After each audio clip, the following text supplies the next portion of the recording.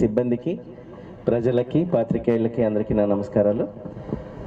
మనకు స్వచ్ఛ సర్వేక్షణ్ అన్నటువంటి ఒక గొప్ప కార్యక్రమం మనకి 2017 నుంచి స్టార్ట్ అయినప్పటి నుంచి ఇప్పటి వరకు మనం మన యొక్క ప్రయాణాన్ని చూస్తే విశాఖపట్నం చాలా అద్భుతాలు సృష్టించింది. దీనికి ప్రధాన కారణం ప్రజల్లో ఉన్నటువంటి క్రమశిక్షణ అయితేనేమి, సిబ్బందిలో ఉన్నటువంటి కమిట్మెంట్ అయితేనేమి, అదేవిధంగా ఇక్కడ పనిచేసినటువంటి వివిధ కమిషనర్లు కానీ, మేయర్లు కానీ, వారి యొక్క పార్టిసిపేషన్ కానీ ఈ సక్సెస్ కారణం అని చెప్పాలి. అయితే రాబోతున్నటువంటి కాలాన్ని దృష్టిలో పెట్టుకొని కేంద్ర ప్రభుత్వం ఈ విధి విధానాలని మార్చింది.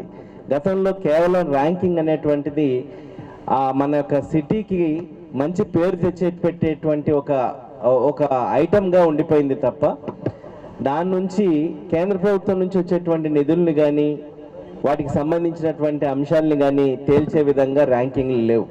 సో ఈ సంవత్సరం నుంచి మన పెర్ఫార్మెన్స్ బేస్ మీద మనకు పెర్ఫార్మెన్స్ గ్రాంట్స్ అనేటివి రావడం జరుగుతుంది.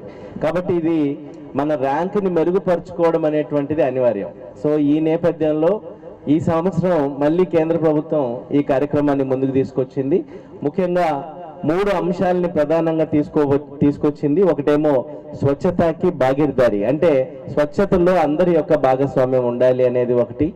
తర్వాత రెండోది మన కోసం కష్టపడి పనిచేసేటువంటి సఫాయి సురక్ష మిత్రాలు ఎవరైతే ఉన్నారో, మన పబ్లిక్ హెల్త్ వర్కర్స్ ఎవరైతే ఉన్నారో వారికి సంబంధించినటువంటి సంక్షేమం కోసం శిబిరాలను ఏర్పాటు చేసి వారి యొక్క హెల్త్ దగ్గర నుంచి వారికి అందేటువంటి సంక్షేమ కార్యక్రమాలన్నింటినీ కూడా మనం పూర్తి స్థాయిలో మనం వారికి అందే విధంగా చేసేటువంటి ప్రయత్నం. నెక్స్ట్ మూడవది సంపూర్ణ స్వచ్ఛత. అంటే స్వచ్ఛత అనేటువంటిది కేవలం మనం ఏదో ఒక సందర్భంలో ఇప్పుడు ఉదాహరణకు మనం చూస్తే ఎప్పుడు క్లీన్గా ఉండేటువంటి బీచ్ రోడ్స్ కానీ, విఐపి రోడ్స్ కానీ, మెయిన్ రోడ్స్ కానీ అవి కేవలం స్వచ్ఛంగా ఉంటే సరిపోదు, ఎంటైర్ విశాఖపట్నం స్వచ్ఛంగా ఉండాలి. మనం కాన్సన్ట్రేషన్ ఎక్కడ చేస్తామంటే టూరిస్ట్ ప్లేసెస్లు చేస్తూ ఉంటాం ఎక్కువగా, అదేవిధంగా ఈ బీచ్ రోడ్ చేస్తూ ఉంటాం, ఎక్కువ వాహనాలు తిరిగేటువంటి ప్రాంతాలని చేస్తూ ఉంటాం. అదే కాకుండా మనం స్లమ్స్లో కూడా అదే స్వచ్ఛతని మనం మెయింటైన్ చేయాల్సినటువంటి అవసరం ఉంది. సో ఈసారి నెక్స్ట్ ఒక అడుగు ముందుకేసి అన్ని ప్రాంతాలని స్వచ్ఛతకు సంబంధించినటువంటి ఒక కేంద్రాల కింద మార్చాల్సినటువంటి అవసరం ఉంది అని సంపూర్ణ స్వచ్ఛతని ఈ సంవత్సరం ముందుకు తీసుకురావడం జరిగింది. దీనిలో భాగంగా ఇప్పటికీ మన విశాఖపట్నంలో 83 ప్రాంతాలు నిత్యం ఏదో ఒక రకంగా, అంటే మనం రోజు చేసేటువంటి రోజువారీ శానిటేషన్ కార్యక్రమాలు చేసినప్పటికీ కూడా అపరిశుభ్రంగా ఉన్నటువంటి ప్రాంతాలు 83 ప్రాంతాలు ఉన్నాయి. వాటిని మనం క్లీన్లీనెస్ ట్రాన్స్ఫర్ యూనిట్స్ కింద మార్చాలి. అంటే వాటన్నిటినీ కూడా పరిశుభ్రమైనటువంటి ప్రాంతాల కింద మార్చాలి. సో ఇది ఈ సంవత్సరం మన ముందున్నటువంటి లక్ష్యం. దీంతో పాటు నిత్యం మనం చేసేటువంటి శానిటేషన్ యాక్టివిటీస్ని కూడా ముందుకు తీసుకెళ్లాల్సిన అవసరం ఉంది. మీకు ఇటీవల పరిచయం ఉంటుంది, మీకు విజయవాడ ఫ్లడ్స్లో చాలా కష్టపడి పనిచేసినటువంటి మన పబ్లిక్ హెల్త్ వర్కర్స్ అందరికీ కూడా మనం ఒక్కసారి వారి యొక్క సేవల్ని కొనియాడుతూ వారందరికీ అభినందనలు చేయాల్సినటువంటి అవసరం ఉంది. వారందరికీ కూడా అక్కడ పార్టిసిపేట్ చేసిన అందరికీ పేరు పేరున నేను కృతజ్ఞతలు తెలుపుకుంటూ, రాష్ట్ర ప్రభుత్వం కూడా వారందరికీ కూడా 2 జతల బట్టల్ని ఇవ్వమని మాకు మార్గనిర్దేశకం చేయడం జరిగింది. అవి కూడా ఈ కార్యక్రమంలో భాగంగా మనం ఈ సంవత్సరం ఈ మంత్లో వాళ్ళందరికీ అందజేయడం జరుగుతుంది. అదేవిధంగా జిల్లా కలెక్టర్ గారు కూడా హెల్త్ క్యాంప్స్ ఏవైతే ఉన్నాయో ఆ హెల్త్ క్యాంప్స్కి సంబంధించి మనకు ఇప్పుడు మన స్వచ్ఛతా శిబిరం అనేటువంటిది మనం 11 గంటలకి ఈరోజే మనం ప్రారంభించుకుంటున్నాం.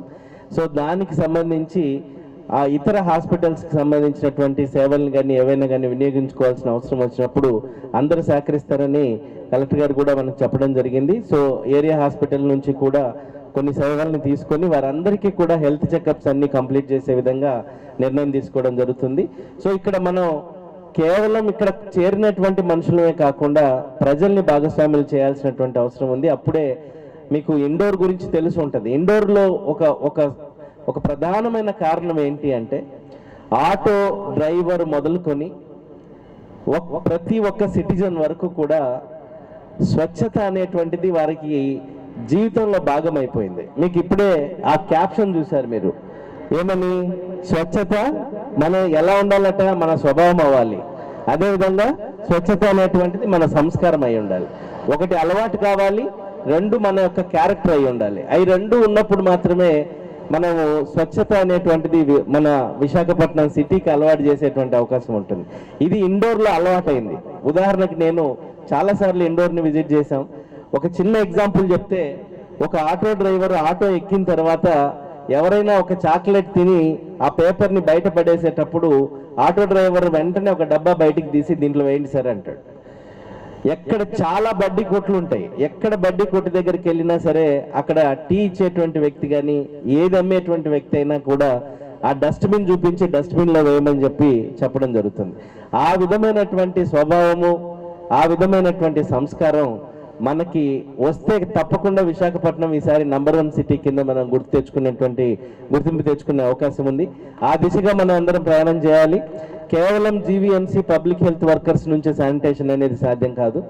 మనందరికీ తెలుసు, మనందరం కూడా ఒక మంచి స్వభావంతో, సంస్కారంతో మన పరిసరాలని పరిశుభ్రంగా ఉంచుకున్న రోజు పబ్లిక్ హెల్త్ వర్కర్స్ మీద గణనీయంగా వారి మీద మనం ఆ కష్టాన్ని తగ్గించేటువంటి అవకాశం ఉంది.